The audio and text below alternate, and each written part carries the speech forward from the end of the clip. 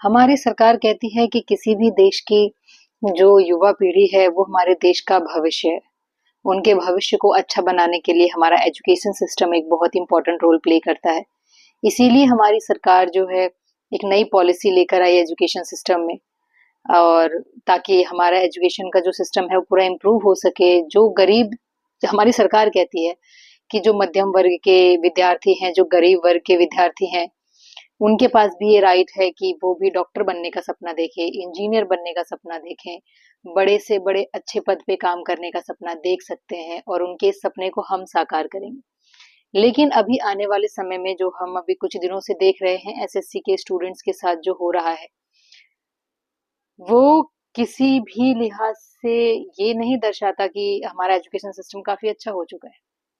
हमारी सरकार कहती है कि हमारे देश का भविष्य हमारे युवाओं पर निर्भर करता है। उन अगर वो अच्छे तरीके से शिक्षित होंगे, अच्छी शिक्षा लेंगे, तो हमारा देश तरक्की करेगा।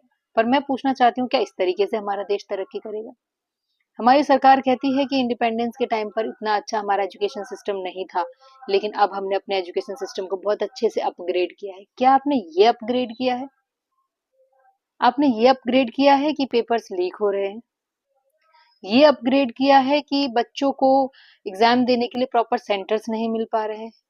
क्या आपने एजुकेशन सिस्टम को ऐसा अपग्रेड किया है कि लास्ट मिनट पर जो है पेपर कैंसिल हो जा रहा है?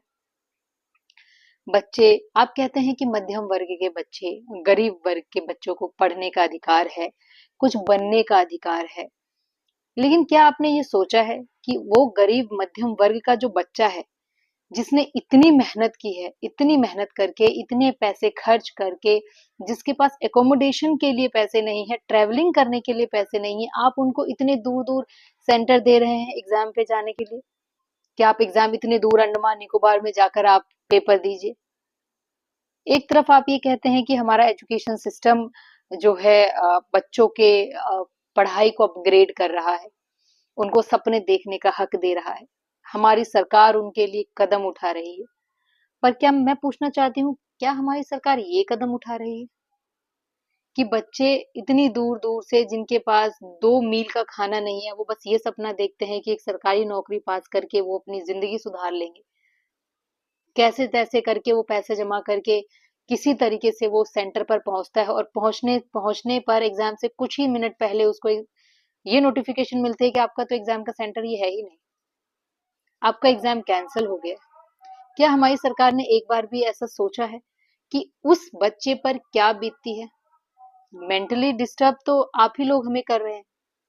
सालों साल हम सिर्फ इसी उम्मीद में पढ़ाई करते हैं कि हमारी सरकार वैकेंसी निकालेगी, रिक्रूटमेंट निकालेगी, हम एग्जाम देने जाएंगे, हमारा पेपर पास होगा, हमारा भविष्य उज्जवल होगा। ये वो देश है जहां पर गुरु शिष्य की परंपरा चली आ रही है, गुरु देवो भव है, और उन्हीं गुरुओं को खींच खींच के, घसीट घसीट के पुलिस वालों ने गाड़ियों में भरा है। क्या ये है हमारा युवा भारत, तरक्की करता हुआ भारत? हमारी प्रेजेंट गवर्नमेंट तो यही कह रही है कि हम अपने बच्चों को सपने देखने का अधिकार दे रहे हैं, हम उन्हें तरक्की करने का अधिकार दे रहे हैं। पर ये कैसी तरक्की है जहां पर दिन रात खून पसीना एक करके एक बच्चा सिर्फ एक छोटा सा सपना देख रहा है, एक सरकारी नौकरी पाने का, और उसका ये सपना इस तरीके से आप चूर चूर कर रहे हैं? कौन सा एग्जाम? आप कहते हैं कि इंडिपेंडेंस के टाइम पर हमारा एजुकेशन सिस्टम अच्छा नहीं था, हमने अपने एजुकेशन सिस्टम को एक ग्लोबल लेवल पर पहुंचाया है। क्या ये ग्लोबल लेवल पर आपने पहुंचाया है कि पेपर्स लीक हो जाते हैं? आप कहते हैं कि एक गरीब बच्चा भी डॉक्टर बनने का सपना देख सकता है, लेकिन नीट के एग्जाम में तो एक अमीर बच्चा ही पास हो रहा है।